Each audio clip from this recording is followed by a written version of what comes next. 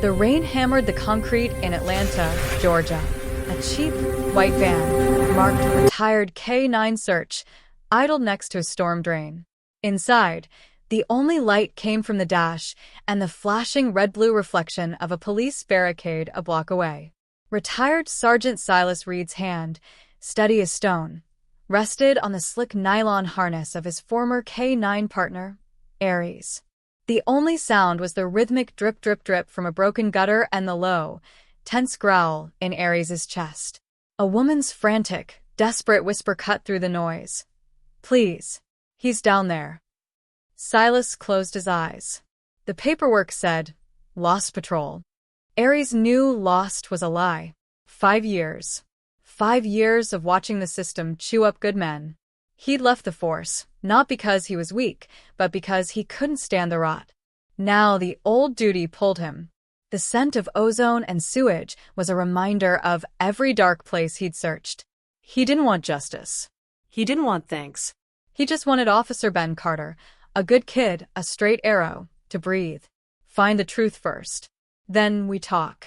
Silas and Aries tracked the scent down an echoing maintenance tunnel near the city's main sewer line. They found Ben, barely alive, chained in the dark. As Silas worked to free him, a hulking figure, Lieutenant Oscar Thorne, a man Silas knew was untouchable, emerged from the shadows. Thorne wore a clean uniform and a smug grin. "Well, look who the dog dragged in. The old ghost." Thorne's voice was casual, almost bored. "Carter was a liability, Silas. Cleaning up messes is what we do." He kicked the chains Silas was trying to sever. The metal clinked sharply. "Go home. Before I charge you with interfering. You're a civilian now, Sergeant." Silas ignored the title, the threat, and the polished black shoe. He simply held Aries's collar tight, his eyes locked on Thorne. "You're right, Lieutenant," Silas said, his voice a low rumble that barely carried over the rising water. "I'm a civilian." He didn't argue. He didn't fight. Instead, he pulled a small, military-grade satellite phone from his vest. With one clean thumb press, he ended a call. But the head of the Internal Affairs Bureau in Dallas just finished listening to this entire, live, geotagged audio feed. Thorne froze. His casual posture snapped, replaced by immediate, wide-eyed panic. The only sound was the distant whir of the sewer pump, suddenly deafening. Silas knelt, turning the phone's screen toward Thorne. It displayed a live map, a blinking red, precisely on their position, a green checkmark next to secure transmission confirmed, and the call duration, 1845. "I didn't come here for a fight, Oscar," Silas stated. "I came for evidence. When I retired, I didn't just walk away. I spent 5 years building a private security firm that specializes in undetectable field evidence collection. Everything you said, every threat, the sound of that chain, it's all time-stamped, uneditable, and sitting on a federal server, not my phone." He didn't raise his voice. He just spoke the facts. Thorne's hand went instinctively to his empty holster, realizing the trap wasn't physical, it was logical.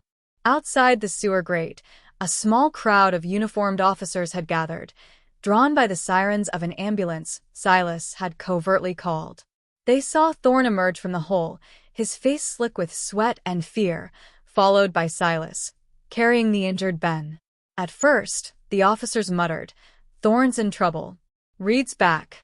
But as 2 internal affairs vehicles, unmarked and silent, pulled up through the barricade, the noise died. The officers watched their lieutenant, the man who controlled promotions and shifts, being cornered. The whispers stopped. A rookie dropped his flashlight.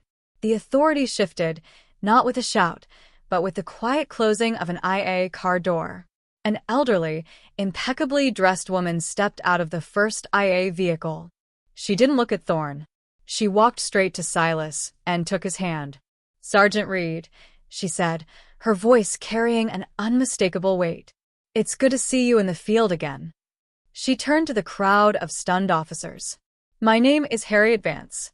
I head the Police Integrity Task Force." Sergeant Reed didn't just start a firm.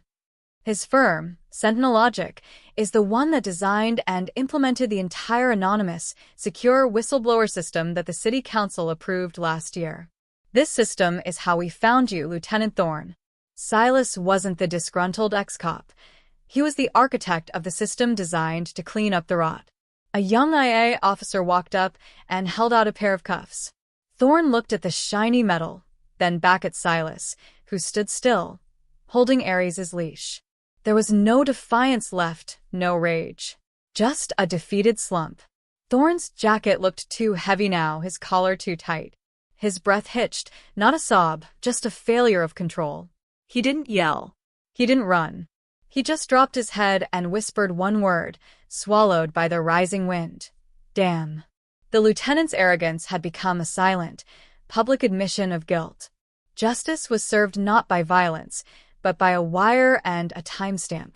Silas watched the paramedics lift Ben into the ambulance. He didn't accept the offered handshake from Vance. Instead, he reached into his vest, pulled out his worn, old police retirement badge, a tarnished silver circle, and placed it gently on the hood of Thorne's empty patrol car. He gave the old badge a single, soft pat. A final goodbye to the old system. The next day, the mayor signed the Carter Reed Act, mandating immediate, independent audits of the entire precinct using Sentinel Logic's blind reporting system. Silas walked Ares toward the rising sun, the clean light replacing the sewer's gloom.